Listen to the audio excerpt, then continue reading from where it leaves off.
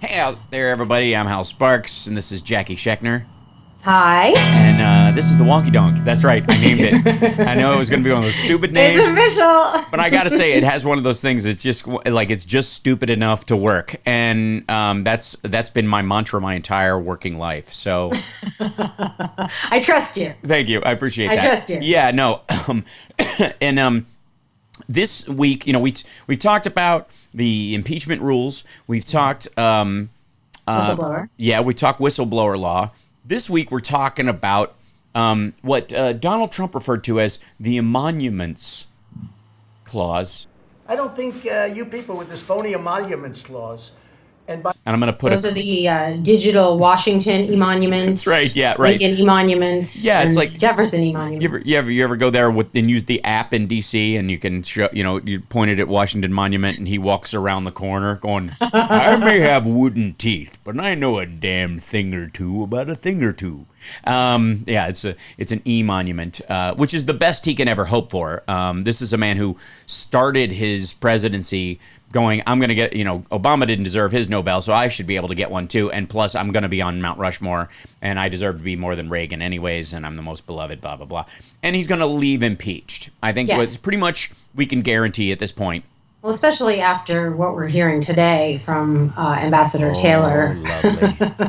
Yeah, I mean, we don't know what's happening in the testimony, but the Bill- opening statement is Right. pretty damning. Yeah, Bill Taylor. Which, again, I think a lot of these folks are getting smart enough where they actually have started putting, and it seems like in his case, putting basically the gist of their entire testimony over the next few hours into that opening statement so that the Republicans can't hide that part. Like, okay, you're only going to be able to release the opening statement? Cool. I'll tell you what, I'm going to write a book.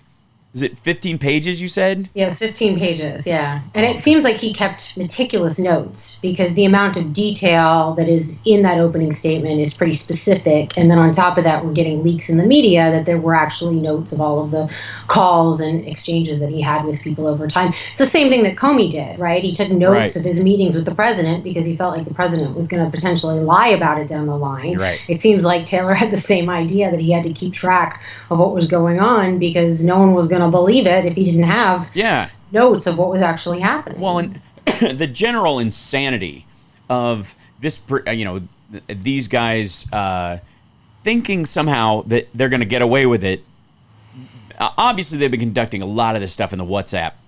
That's the crazy part, right? I mean, Yeah. all of this stuff is supposed to be And this is kept just- in White House records, Right, And, and- it's all happening in encrypted messaging systems. or through shadow governments formed by Rudy Amazing. Giuliani and a couple Yeah. of and the two other stooges, who just glorious, by the way. Just I can't Oh. tell you how much. If you think about it big picture, Donald Trump's been doing this kind of shady stuff his entire life. Yeah.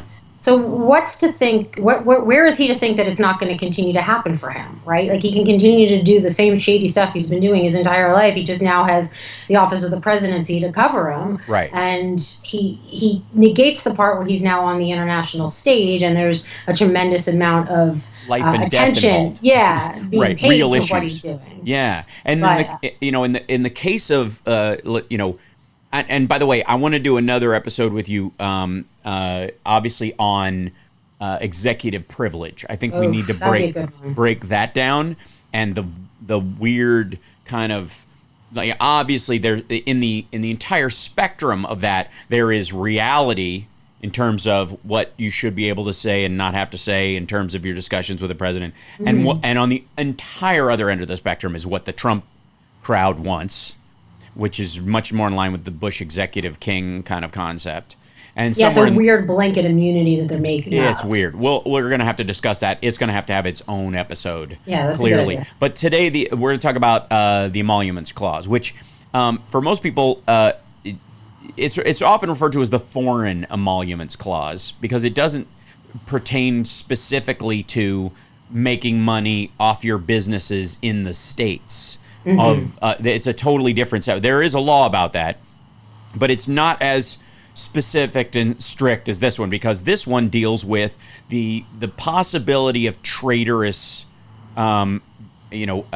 subversion of our normal works of government. right? Well, it's not hard to understand why it would be put into the Constitution. The idea was that this was an experiment, this new democracy was an experiment, and it was easy for one person to be somehow corrupted by a foreign power, Yeah. that there's a temptation to possibly put your own personal interests above those of this great experiment. And so they codified it in the Constitution so that there was an actual definitive statement against the possibility of that happening, to say that this is something that's not okay, that the President of the United States doesn't accept bribes or some sort of payoff from foreign governments so that our democracy isn't compromised. Well, And especially if we're worried very distinctly about having just separated ourselves from a kingdom, and that there were still among us people who yearned for that old system.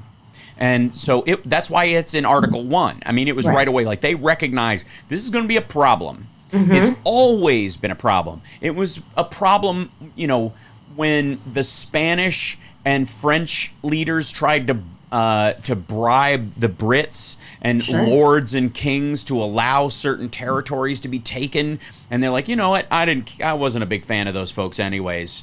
The Welsh or whatnot. So if you land your ships there and kill a bunch of people, if you throw some gold my way, I'll let you hang for a couple weeks. You got to leave eventually, but you can take what you need. And that had just been historically present in history, and it still is. I mean, arguably, you could define the Middle East that way these days. And no one trusts anyone because of it. You know, that's the problem with warlords. And no distinct, you know, legal framework for government. So, Article 1, Section 9, Paragraph 8, Foreign Emoluments Clause, and it says that it generally prohibits federal office holders, not just the president, from receiving any gift, payment, or other thing of value from a foreign state or its rulers, officers, or representatives. It provides that no title of nobility shall be granted by the United States, and no person holding any office of profit or trust under them shall, without the consent of the Congress, accept of any present, emolument, office, or title of any kind, whatever, from any king, prince, or foreign state. Now, interestingly enough, and I'm curious what you think about this, without the consent of Congress. Yeah. And the problem that we find ourselves in that situation is if they don't do anything, then nothing happens. Are they giving consent? Is it silence through consent then? Is that what is effectively happening with consent? Because, hey, they let me take it. Yeah, nobody said anything. Nobody did. It doesn't distinguish whether there needs to be like an actual consent or if the absence of consent means consent. Yeah. Right. Yeah. And so I think it's probably the former. I think it's probably that there has need to be affirmative an active consent. Yeah. Yes. Yeah, I agree. And I think that anybody reading the law would believe that similarly. I can't think of a modern time where this has even been an issue. I mean, if you in terms of, like, so much so that gifts that are given to the president of the United States from foreign leaders are vetted and kind of taken under consideration of what it is and how much of value it is. And I mean, we hear the classic example of, like, Carter giving up his peanut farm, right? But that was internal business. That was even beyond the emoluments. But I can't think of anything where there's any kind of foreign gift of substance that's been in question. No, I mean, I think this is the first. Probably go super far back. Yeah, since and I don't revolutionary even know times, right? You know, since revolutionary times that this has been tested, and largely what we had a problem with, probably the closest we had to it was actually business leaders, very influential internal business leaders, gifting things to the president as sort of a bank shot.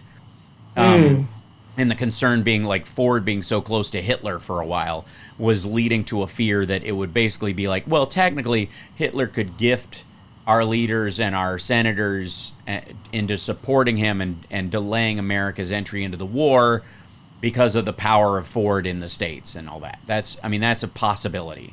And that's effectively what you could say was going on with Rudy Giuliani, the two Ukrainian stooges. Oof. Which, those guys are just gorgeous. I just love their faces so much. They look like Bobo and Little Devil from the movie Nothing But Trouble. If you've never seen that movie, Dan Aykroyd, Chevy Chase, Demi Moore, John Candy. It's a digital underground performance. Tupac is in that movie. Oh, come on. It is really? a cult classic. Oh, I'll have to go watch that. There are two inbred ballooning babies that live in the junkyard named Bobo and Little Devil who are not allowed in the house. They pretty much look dead on like Lev and Igor. Now, well, Lev and Igor, I think it was it Lev Parnas's Instagram account, his private Instagram account, where it turned up a whole bunch of photos of him with Giuliani and celebrating Trump's victory after the Mueller investigation. Friggin' millennials, you know what I mean? They screw the pooch on everything. Going all the way back to 2014. So for Trump to say he doesn't know these guys, and this was just this, he was invited to some sort of forum with Ivanka Trump. I mean, he's there. He's in the mix. Yeah. And the NRA, effectively, you could say that Russia's funneling money through the NRA is another violation of the Emoluments Clause. It's just, again, a bank shot. And that's going to have to be dealt with at some point, obviously. I would hope so. I mean, that's the problem, is there's so much. I mean, that's part of the problem, I think, with the Russia investigation that was so infinitely frustrating, is I'm thoroughly convinced that Mueller ran out of time. I mean, I think Barr shut him down. Yeah, I don't think that he was either he decided enough was enough, right. But I don't like, you look and you say you wrote a footnote in there that basically says that evidence was destroyed and encrypted messages went away and we couldn't get access to them, and so we're just going to not take a closer look at that. And we know we can't get testimony from the president and certain other people who were crucial, including Don Jr., who did not testify. Or Don McGahn. Right. So without those people, you can't establish the motive part of it. You can't check their story verbatim against each other. The thing you would do with anybody, either in a RICO case or a bank robbery, where you could interview the suspects. Mm-hmm. I go back to Eric Prince, like why he wasn't held up on perjury charges. For God's sake. We know he lied. Yeah.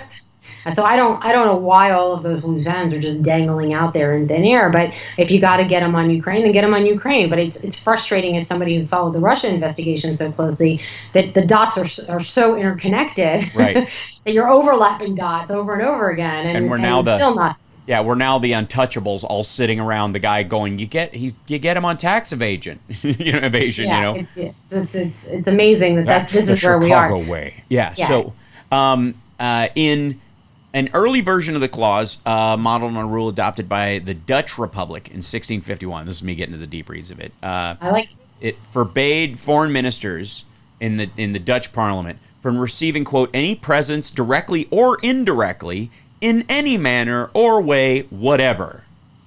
Very distinct language. Sure. It was incorporated into the Articles of Confederation in 1781 as Article 6, Paragraph 1.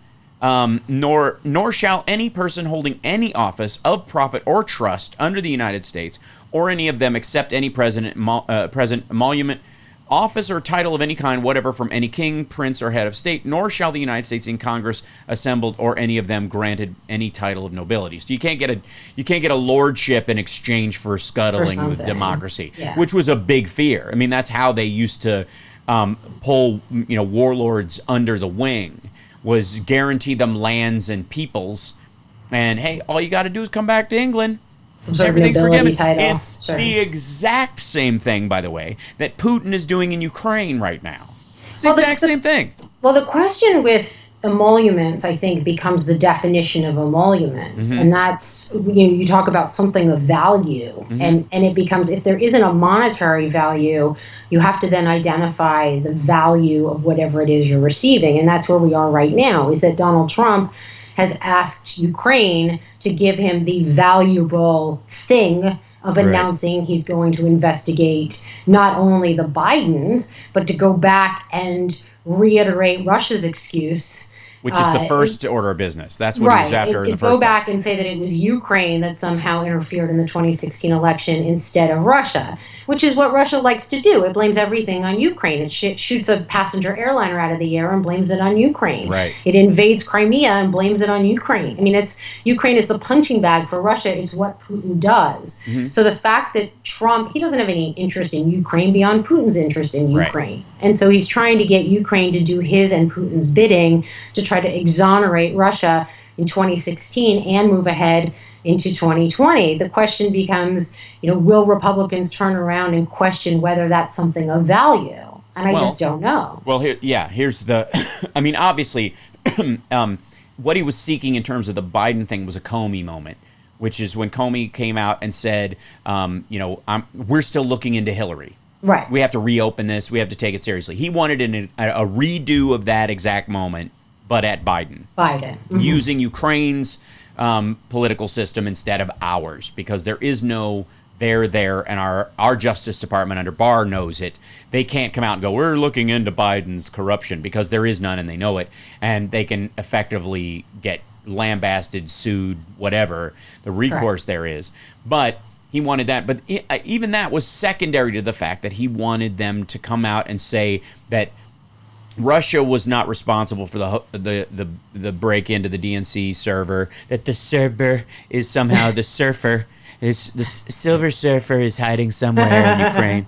And they're going to have this, they want to copy this server, that this proves that Russia's innocent, and therefore we can remove the sanctions from Russia. Russia can get back into the G7, become the G8. And then what does Trump get in exchange after the fact? There is no way Moscow Trump Tower doesn't happen after that. Oh, yeah. I mean, it's obviously he gets some sort of real estate deal. I was thinking about this because now my mind works in tweets. And I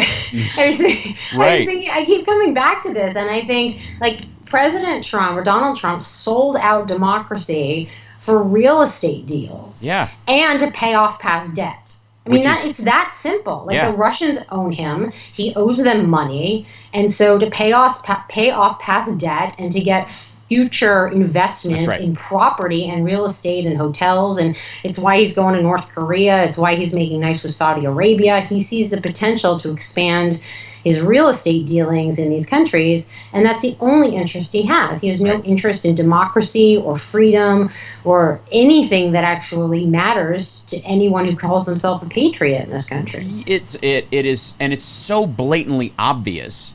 I mean, the moves in Turkey recently, like obviously he has property in Turkey, so he's going to favor Turkey over Syria or Turkey over the Kurds in this regard, because ultimately his property in Turkey becomes useless if somehow things don't go Turkey's way any particular time. He loses a building. But he doesn't care about U.S. foreign policy. So the relationship we have with the Kurds doesn't matter to him. And if Putin wants to cozy up to Erdogan, then that's totally fine. Yeah. That's totally fine by Trump. And I personally think that after the election, after he leaves office, however that happens, he will become arguably persona non grata on a level that he will become George Bush the year after that presidency, or Dick Cheney the year after that presidency, with no sense of recourse. But his fans will gather around him. He'll be putting out paintings. You better believe it. Bathtub paintings. Yeah, ghost paintings, and somebody's going to paint them for him. I did these in my tub as well. My gold tub. This is a painting of my feet.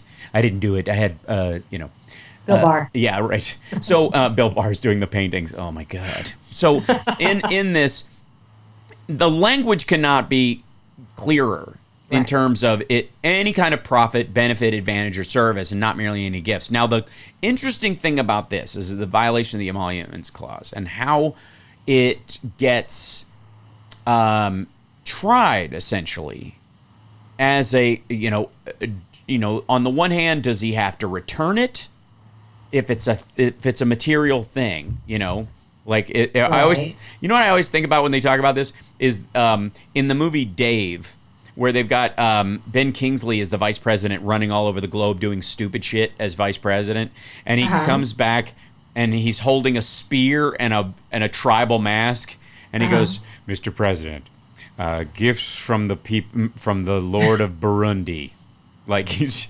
from the people, and he's just depressed, like, okay, I've done my thing or whatever. And they get into this whole like, dude, you're a good man and you're very smart. Let's work you into the actual group of dealing with these issues. And they start picking his brain for good ideas. But the spear and the mask, they go into the Smithsonian is the idea. Because they're gifts from a tribal leader in this area, but you can't take them. No, you donate them or you. Yeah, they go into it. Yeah. So, some... in the case of Donald Trump, though, and this is the curious thing about the statute of limitations on this stuff, because some of this stuff, the payout's not come until later. Yeah. you know, and it may not be well defined. Like it may be an IOU note that then gets fulfilled after he leaves office. Right, and they're smart enough to keep that stuff off the paperwork. But how does he know he's definitely going to get it? So That's what happens when you get into bed with dictators. You that's have no that's idea what you're going to get. This is the big question for Trump, and I think the part that scares him the most, and part of what is opening him up to being in danger right now, quite frankly, is the fact that he has almost outlived his usefulness. Maybe he's getting there.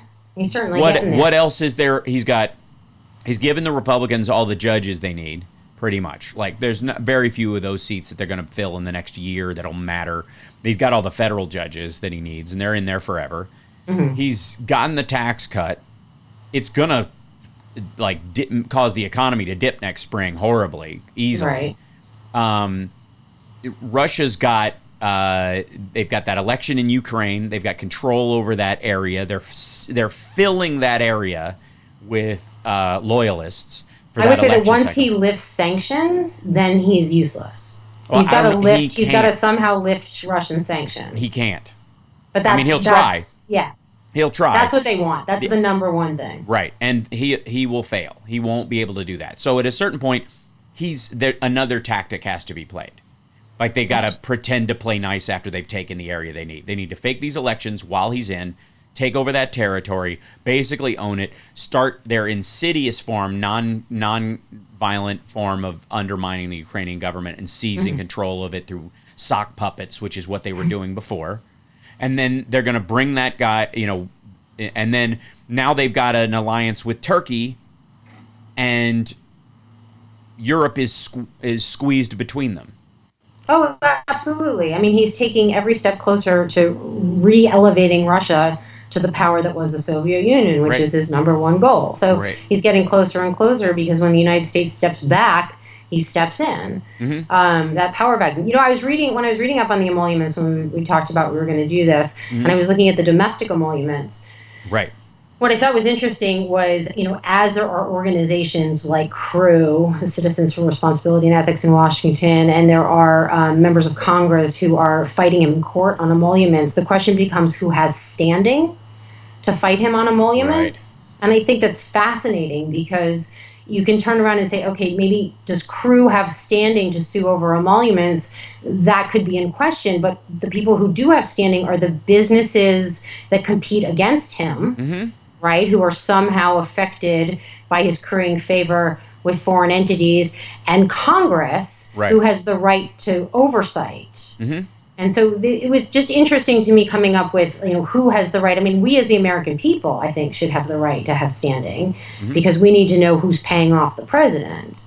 But in court and how it goes through the judicial system, it becomes a question of who has standing to sue over things like emoluments.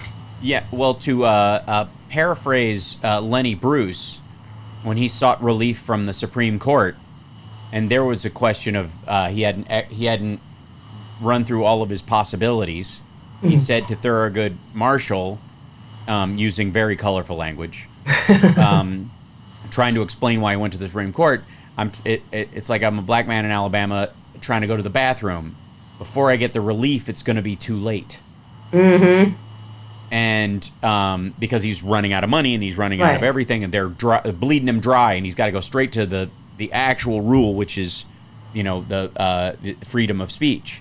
And if he can solidly do it there, they can knock down all the other crap. Well, the same thing kind of applies with who has standing and whether the American people have standing to have a sense that their vote counted. Because an individual voter should feel like they had the right that they vote, their vote was counted, and that the person representing them to make sure that it's counted again is not under foreign influence to modify their vote next time. Right. And so suing like almost on a Freedom of Information Act level. Like, I'm not suing for damages. I'm suing for information to codify the clarity of my legal system and my electoral possibilities. Which should seem like we all have standing. Exactly. That seems like the most obvious way to file on that. I mean, I'm sure there's a lawyer who's going to go, well, I don't, blah, blah, blah. But then I don't know that anybody's tried it. And I think a lot of the times the way that Trump gets away with stuff is that he's breaking rules nobody thought needed to be a law. Yeah. I think that therein lies the problem, is that he has pushed the limits of the system that nobody thought that this was going to be a problem. And now he's so crossed the line that you got to go back and go, wait, that's a problem? How did that become a problem? Yeah, and I will say, though, all legal systems like this eventually got worked out these ways. Like, they were all gut-wrenching and, wailing and gnashing of teeth as they went through. For us to figure out that there wasn't just murder and innocent. There was murder, first-degree murder, second-degree murder, third-degree murder, manslaughter, depraved indifference, all those aspects, voluntary manslaughter, involuntary manslaughter, and involuntary manslaughter is between 1 and 2 on murder somehow. Like, that was all worked out because at some point people were going, well, why the hell would we have to make a distinction between killing somebody, not killing, because it just occurred to you to do it, and killing somebody because you planned for weeks to do it. And they realized that insofar as people being re-released into society, there was differentiation between, like, oh, that guy probably won't do it again because his problem wasn't with people, or getting or getting money out of somebody and murdering them for the insurance and planning it. This guy, all he wanted to do was kill Gary, and Gary's dead now. And a lot of people didn't like Gary, and it was a weird tussle, and he didn't necessarily mean to kill Gary, but they were fighting, and he didn't care if Gary died. So Gary's death is not, I planned for 6 weeks to get rid of Gary. And the person who plans is a little more dangerous than the guy who snapped because he was in a fight with Gary and smashed his head against a rock. And that took years to work out. Decades, arguably. And I think this is another situation where a 200-year-old democracy is looking at the stuff like, whoa, guys, we were operating on autopilot for a very long time about some of this shit. And it turns out the specifics. Yeah, these things have to be nailed down. Now, the Emoluments Clause is codified in law, and it is very distinct about shall be granted, any gift, payment, or anything of value. Now, that's really broad because things don't have to have monetary value, for example, to have value. They also don't have to have monetary value to be a gift. Sure. I can kill someone as a gift to you. Please don't. No, I wouldn't. Unless it was your birthday or, it was like. I can think of other things. Yeah. No, but you know what I mean? Like technically speaking, like a world leader could go, hey, I snuffed that dude for you. That guy, I got rid of that troublemaker for you, not for the country. A gift. Not for America. I did you a favor, and that favor's a gift. That qualifies. That's monetary value. Yeah, that's right. There's no monetary value to it. There's ultimately, traceable. We have a very murdery theme today, huh? Well, it's the extreme example, right? Of course. It is the obvious. It's how the harshest laws are dealt with, and we tend to dovetail back from like robbery. We have there's a difference between B&E and armed robbery.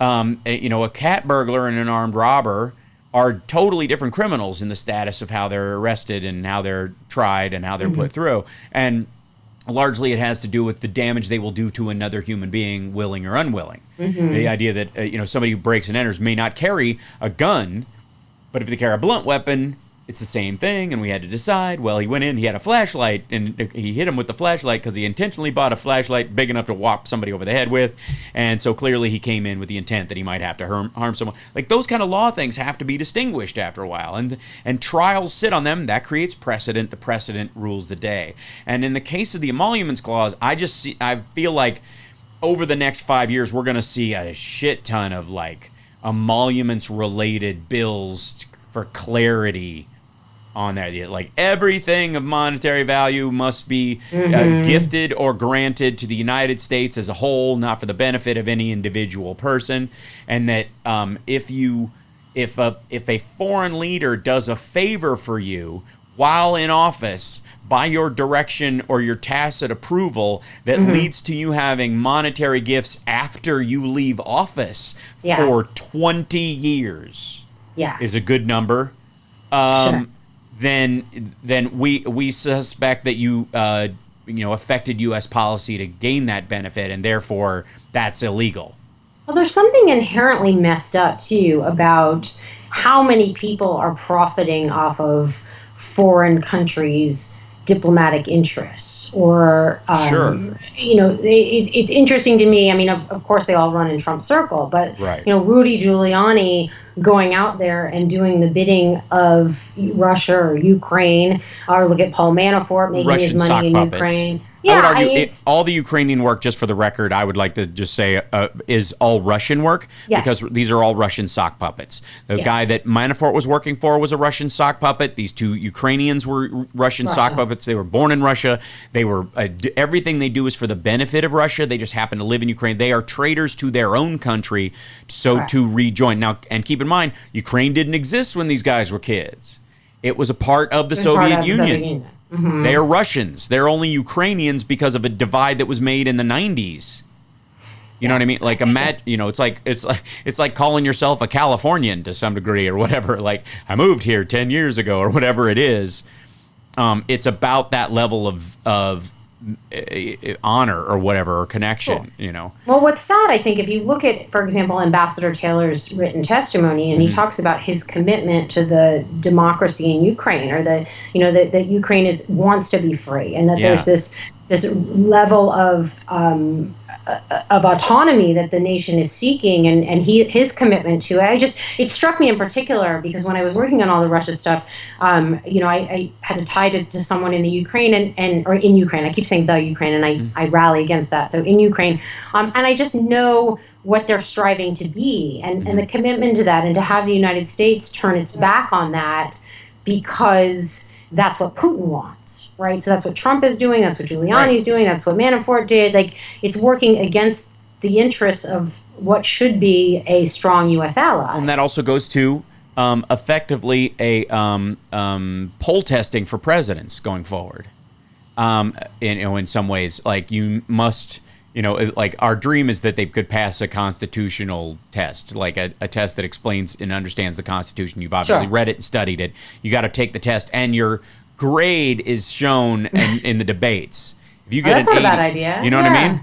Whoa. Sure. And if somebody cheated on it, that would be a big scandal. There'd be a lot to it or whatever. But, I'll take a basic citizenship test at this point. Yeah, right. But I don't think Trump could pass that. No. But on top of that, the idea that, having 10 years of taxes should be the law.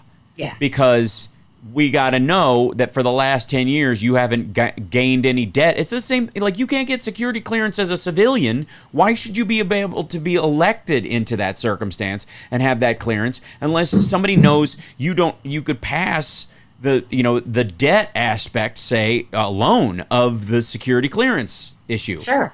Well, what brought the Emoluments clause into the news? I mean, it's been in the news, obviously, but what elevated it was the whole G7 debacle.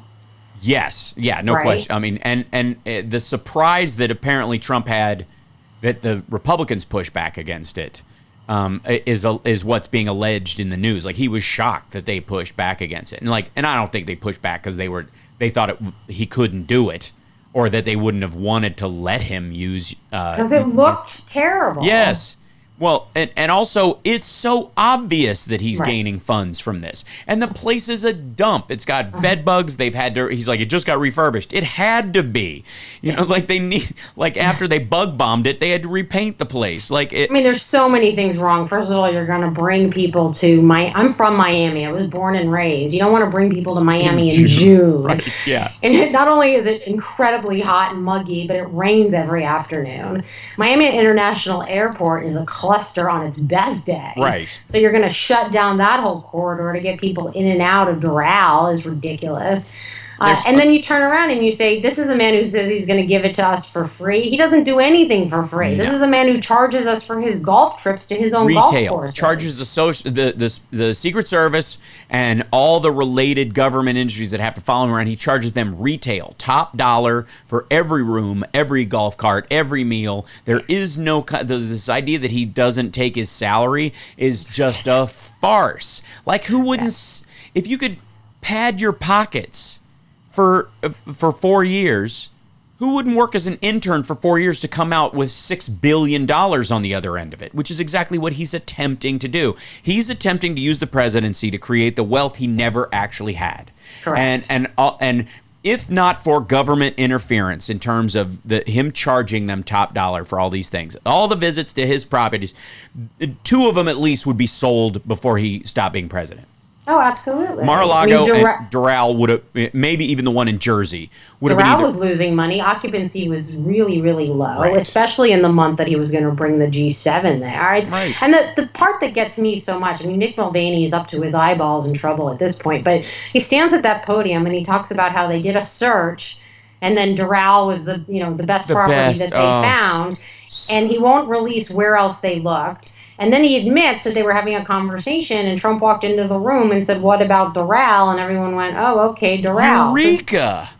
So there was no actual search, and if there was a search, then getting rid of the G7 at Doral would then just go to the second one on the list. Right, and they're like, maybe we'll do Camp David then. I don't know. You're like, you had 4 top choices. There was obviously, was it a tie, 3-way tie for second place?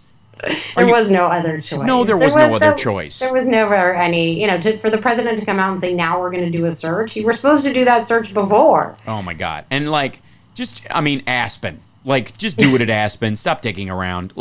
Aspen's one of the most secure environments in the entire world. June, it's lovely. It's not too hot. It's cool up there. It's gorgeous. And nobody can get up there unless you want them to. There is a swamp and an inlet that leads up to Doral. Yeah. It's right out of From Russia with Love, where I think that's the one where Sean Connery's wearing a duck on his head as he's in a scuba gear going up and he, blows up something and then puts on his suit and just walks into dinner. It's exactly that terrain. All right. So, in terms of his family removal now. Oh, yes.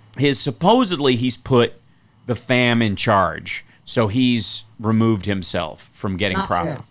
Not at all. I mean, was there ever a final, besides that big pile of garbage paper that he was pretending? Yeah, the blank paper? No. There was no final reassurance signing, any sort of guarantee that he had removed himself from the business. Zero. Right. Yeah. So I think the goal should be, going forward legally, should absolutely be that certain aspects of the Emoluments Clause be codified into law, that you need to show 10 years of taxes before you get in there, and you need to show 5 if you're a congressperson or a senator, if you're going to get, top secret clearance. You're going to be on the Intelligence Committee or something like that.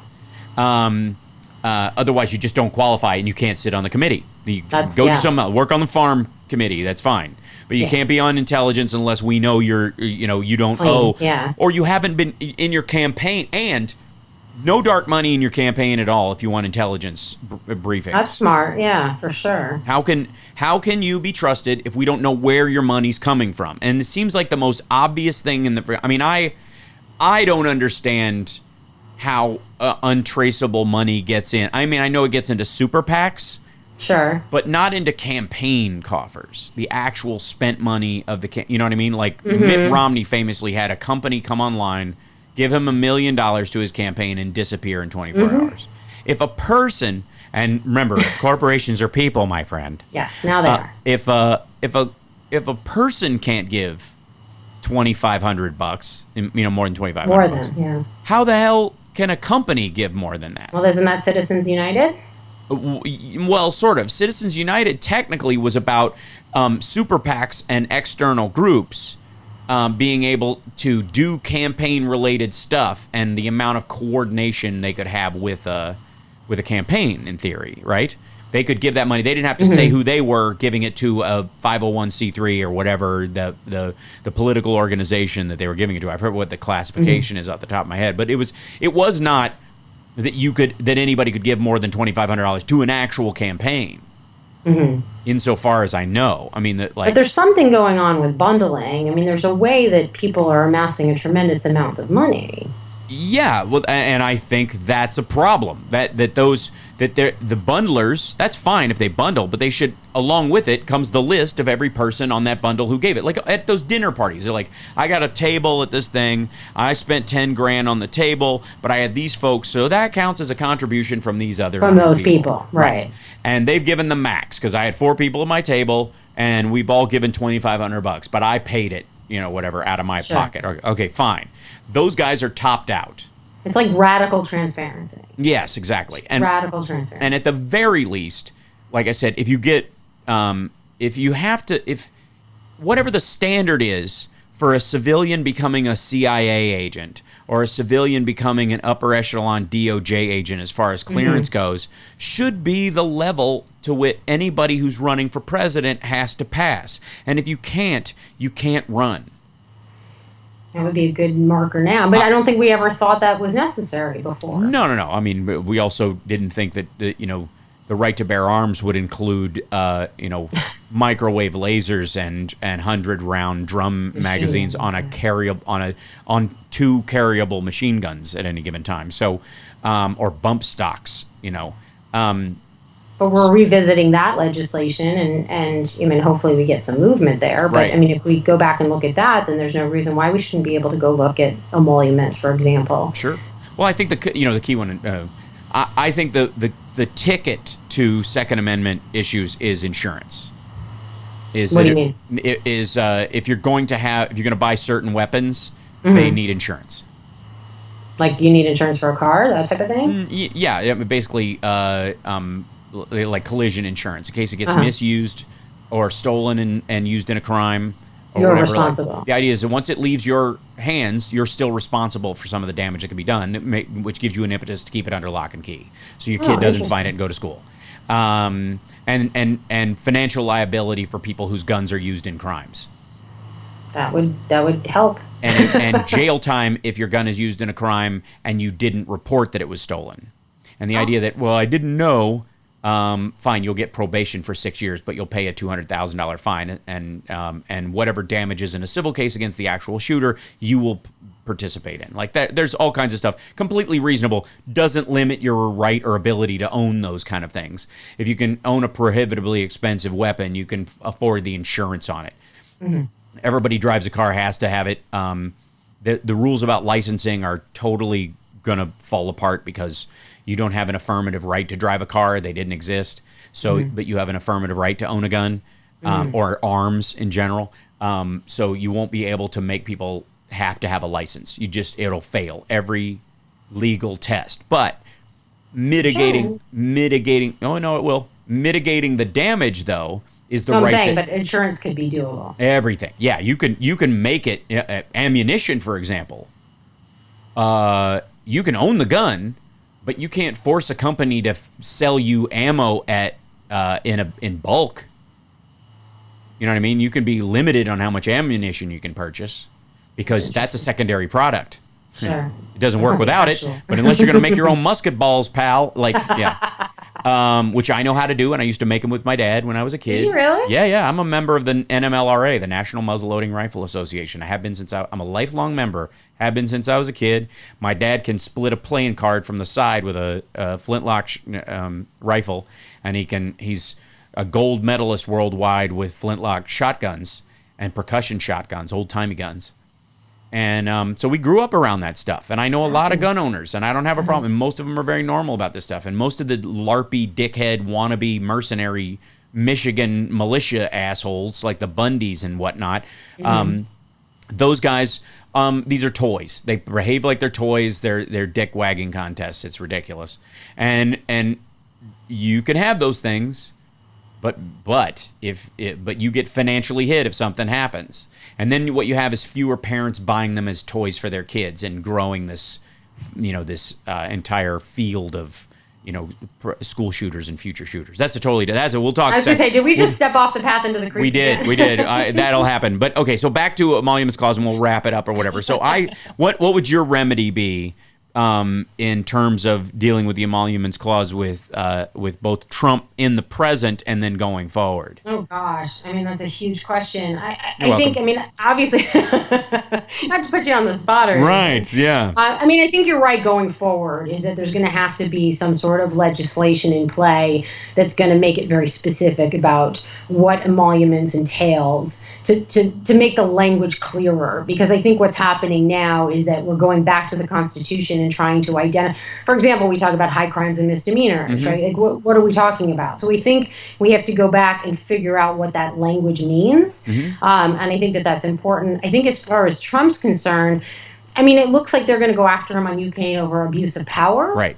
And I think emoluments being like this help with going back and proving a conspiracy theory with the 2016 election, be hard to get him on emoluments in that because it's not a monetary thing of value and people have a hard time wrapping their brain around it. But emoluments in terms of benefiting himself on a day-to-day basis from his properties or from the way that he's operating. I mean, you'd have to see his tax returns to know that if he's getting any kind of financial benefit from Russia by doing all of the national security stuff that he's doing, all the foreign policy decisions he's making. Right. I don't know if that'll be an article of impeachment, but it possibly could be. Well, there's also a statute of limitations aspect on certain things that if if you're in the middle of a crime, for example, like, let's say, back to my favorite subject, murder. Let's say you killed somebody. You killed somebody, and you were successful in disposing of the body. And they didn't have a body, so they were unable to convict you. There was a mistrial declared because they didn't have a dead body, and you claimed there was none, and there was no. How do you have a dead person if there's no dead person? And so you got off, but they didn't. It's not double jeopardy because they never went after you for it. But the charge is still out there, and there's no statute of limitations on it.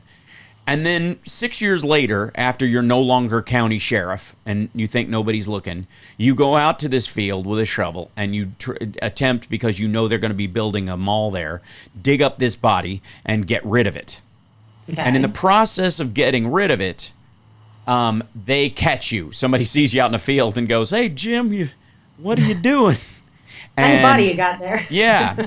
And they catch you moving the corpse. Okay. After the fact. You are on the hook for moving a dead body, obstruction of justice, and first-degree murder, and all the subcategory crimes that are in there. Even though, while you were sheriff, you dodged the bullet and remained sheriff because they didn't have a body. Okay. We are in a similar situation, I think, with Trump's emolument stuff and with his taxes. You think after the fact? I think after the fact, he's going to start getting fined for money he owes the U.S. government in terms of enrichment he got while he was in office.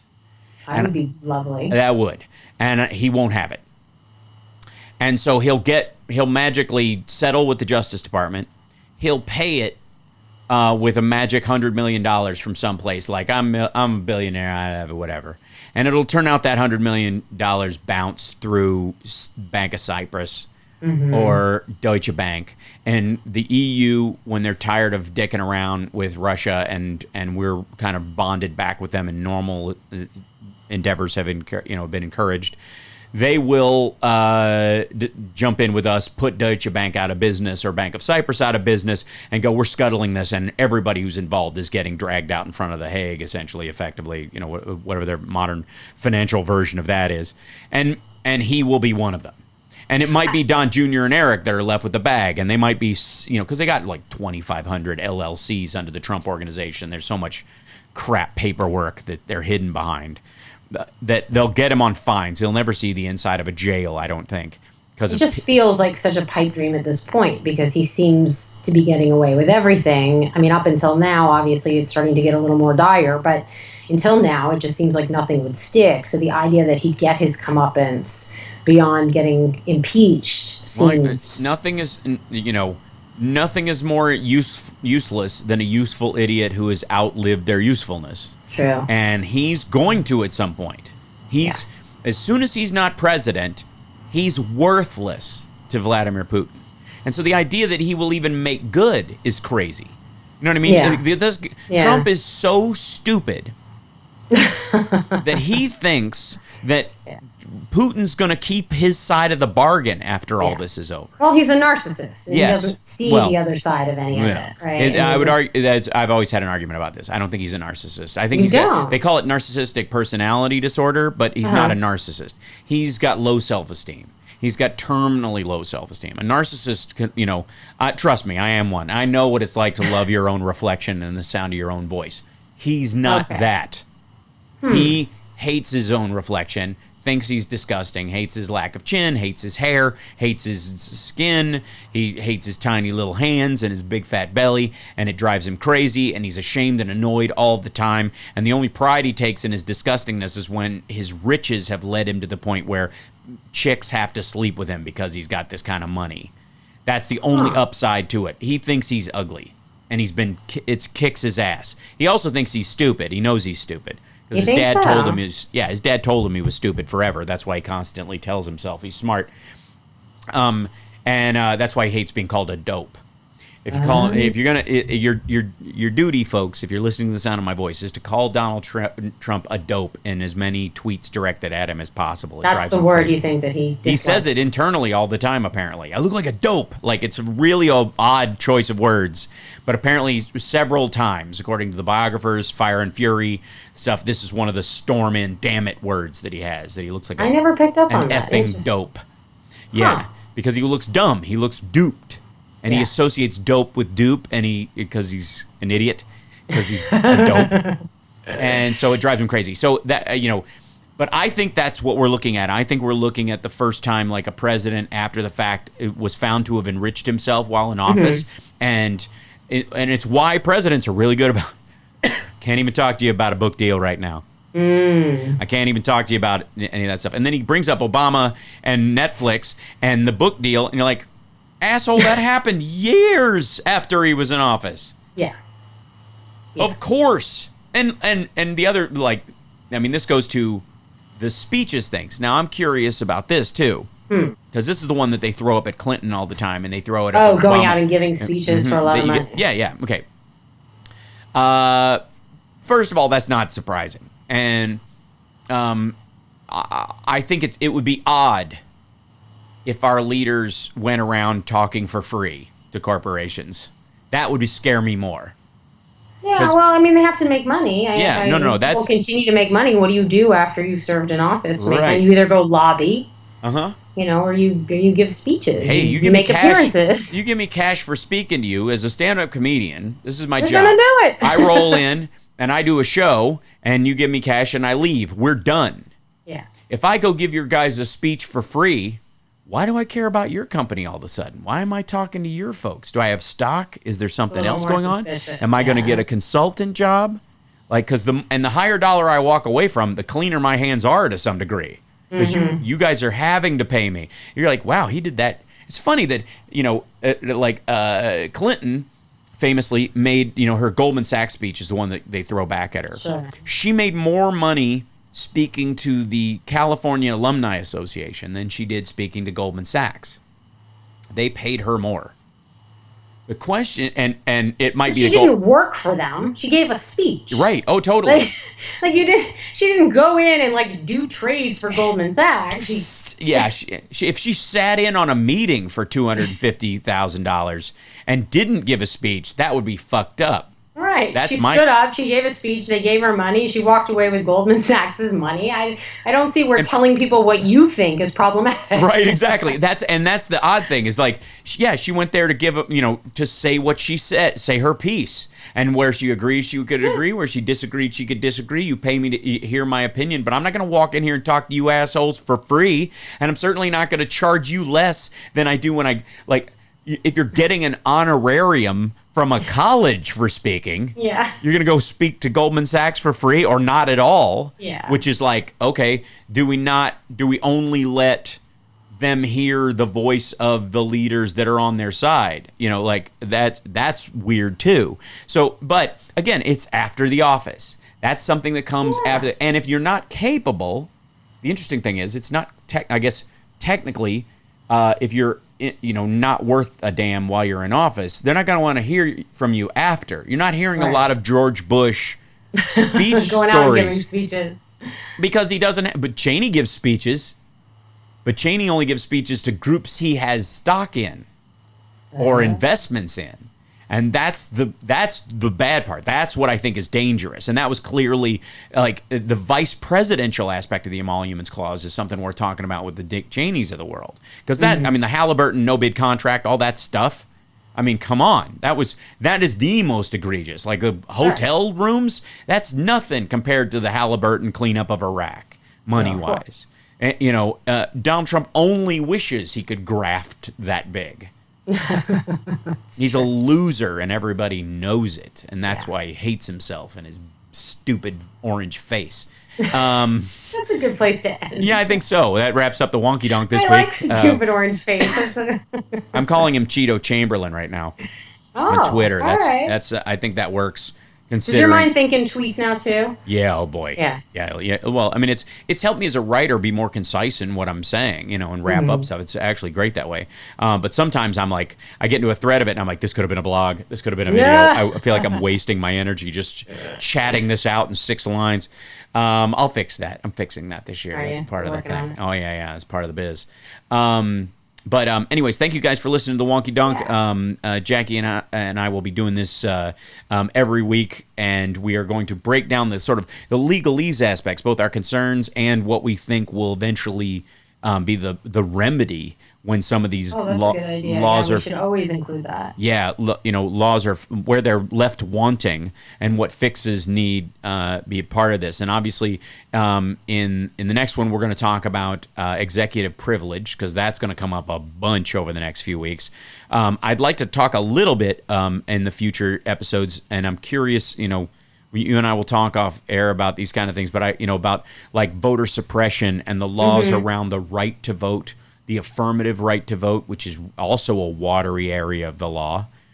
It's in there, but it's you gotta look around for it. It's not as an amendment. It's it's patchwork. The affirmative right to vote actually came as part of the 13th, almost just because it codifies certain aspects of denial. There's a lot to get into there too about making it easy for people to vote and whether that's legally responsibility of the government or the state or the federal government, whether there should be separate legal standards for a federal election and a state election, whether the feds can set that, which I think they should. That's a whole other thing, but we'll get into that type of stuff. These are the kind of stuff I love. That's why I love talking to you, Jackie, and that's why I think this is valuable for folks as we break down these pieces and stuff. So thank you guys for listening. Like and subscribe on iTunes or at sexyliberal.com or wherever you get your podcasts. Give us a review. Give us pop those 5 stars on there. Help us out. We're just fledgling right now as these start coming up, and we'll get real artwork soon. It's gonna be exciting. Fancy. I'm working on it. So we'll see you guys next time. Thanks a lot. Bye.